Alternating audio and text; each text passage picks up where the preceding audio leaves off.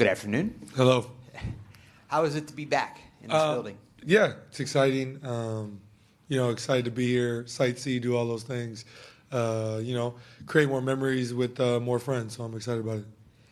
You're the personal Olympic experience for you was what it was, but still you were part of a team that won a really contentious gold medal. Do you have that sense of the memories coming back and sort of reliving the celebration from that night when you guys beat France? Yeah, for sure. Just getting here and seeing the steps where we took the picture. I took a picture of it. I'll probably send it in our team group chat later. But yeah, definitely just lifelong memories, regardless of what the experience was for me personally. I was a part of a group of 12 guys that there's only really 12 players that got to experience that. So definitely means a lot, and I'm excited to be here. Excited to actually play in this arena. But no, I'm just excited to be here. It'll be a fun atmosphere and a fun game. Thank you. Next question on the right-hand side. Hi, Tyrese. Arnaud Valadon, RMC Sport. You're back in Paris, and you showed some love for the French crowd during the Olympics, and you showed some love for table tennis, and especially the LeBron's brothers. Yeah. Do you still follow them? Yeah, I was. It's funny. I was actually just telling the guys about how good they are. That's funny you say that. I wonder if I'll see them while I'm out here. But yeah, no, it was a lot of fun. The whole Olympics, just going around seeing other sports. The LeBron brothers were amazing to see, and just the atmosphere of the French crowd was amazing. Freed from Desire became a song in my rotation after the Olympics for sure, and I'm excited to see what the atmosphere is like tomorrow. Probably not a very pro Pacer crowd by any means, but I'm excited to be a part of it. Next question, left-hand side. Hey, Tyrese. There have been talks about that potential NBA expansion to Europe. So, as a player, would you be open to playing against some of the European teams during the regular season? Yeah, for sure. There's always a talk where, I definitely view our league as the best league in the world. And there was the whole NBA champs versus world champs comparison, all those things. But yeah, I think every player in our league would welcome the competition of playing against other teams, other leagues. I think there would have to be probably some more advancements in as far as travel goes. I know the jet lag hit me already yesterday. So, but I think guys would be open to it, and if there was the advancements in travel and things like that. If our league was open for it, we would definitely be doing it. Next question, left-hand side. You mentioned seeing the steps again. Are the Pacers recreating the photo? Nah. I don't think I'll even allow it. But to see it is cool. Just has to stay with just stay what it is. Stay what it was, yes. Hopefully we get it'll become like a national monument or something. You know that it's not early in the season anymore, and Cleveland and Boston Cleveland really separated itself from the East, and then everyone else is just kind of like there.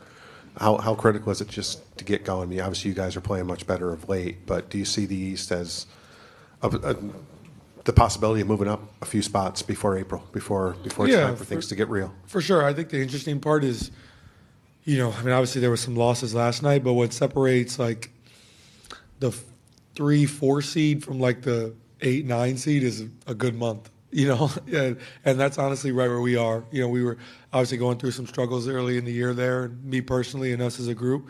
But we've had a great month, and we've fought to get to where we are, and we just want to have that, continued success the rest of the year. We know it starts for us on the defensive end. We know who we are offensively. We can score against anybody. But defensively, we have to be able to put together enough stops to win games. And we feel like that's where we've really improved the most as a group. We got basically the same team as we did last year, and we've made substantial jumps on that end of the floor. So just continue to do that, and understand every game is very critical. especially your in conference games. But here we have a great opportunity to play a good team twice, and really 2 road games essentially is what it is. And we just got to keep putting together good games. At the end of the day, our conference is Boston's conference. That they're coming off a championship, so somebody's gonna have to be the team to take them down. Obviously, Cleveland's having a great year, and they've kind of separated themselves as the 1 and 2 seed in our conference. But after that, it really can be whoever. It's open for everybody. So we're just trying to keep being the best version of ourselves and see where that ends. Next question at the back, please. Hello, Sébastien Jean, Flashcore. You guys just came out from a great season, a wonderful playoff run. As a leader of your team, what was your speech before the season? Have you identified what was the last steps to go further than what you get last year? Yeah, I think before the season, I think we just stressed as a group that a lot of people see what we did last year as maybe a little bit of a fluke, and we got a ton of guys on our team who have the motivation that are motivated by doubt. Everybody's been doubted on our team at some point. We got a lot. I mean, if you think about it, our whole starting group, are guys who have been traded or second-round picks or whatever the case may be. There's some different things going on with everybody. So, we just want to keep proving ourselves. I think our conversation early in the year was that, and that everybody was saying that this year was going to be, much tougher for us, and let's just be internally motivated and be better. And well, it's definitely been a tougher, early part of the year, and that teams are going to, give their all against us and want to prove themselves, that they're better than us after a good playoff run, and knowing that they got to be ready to play against us. We're not sneaking up on anybody. So that was kind of the conversation to start the year, and I think where we are now is let's just take it a game at a time, and get back to being who we are. And feel like we've done a good job of that this month, but we just want to continue doing that the rest of the season. Next question up front left. Hi, Tyrese. Last year, obviously, you guys made it a great run in the playoffs. You played in the Olympics. How much all this growing up has changed you? Yeah, it's a good question. I think in the NBA, when you're a young player, I think I think if you just call a spade, like when you're a young player in the NBA, you're just trying to establish yourself, right? You're trying to have some early success for yourself, see how you can contribute, and hopefully get to a second contract. And that's where you really, can take care of, your loved ones and do everything that you set out to do in life. But there's a shift, I think, for young players at some point where everything has to really be about winning, and that's not for everybody in terms of when you first come in the league, it's not about winning. So I don't want to group everybody, but when you're a young player, you're just trying to find your way, and then as you establish yourself, now let's get to winning, and I feel like I really fall in that category. Early in my career, it was about establishing myself, being the best version of me, and now all I care about is winning. Getting to the playoffs and having success there, and we were able to do that last year. But I think our goal is to continue to do that moving forward. And now that I'm on my second contract, the only way that I'm really evaluated is how can I impact the team and how can we succeed? Because in team sports, when you're not having success, a lot of the times it's the head coach who gets blamed first, right? They get fired or whatever the case may be, and then it's the best player, or the guy who gets paid the most. So, for me, I'm understanding of that, and just I want to impact this organization the right way, win games, and and that's where I find that motivation. I feel like that's part of my growth as a person and a player. Thank you. Final question on the right-hand side. Hi, Tyrese.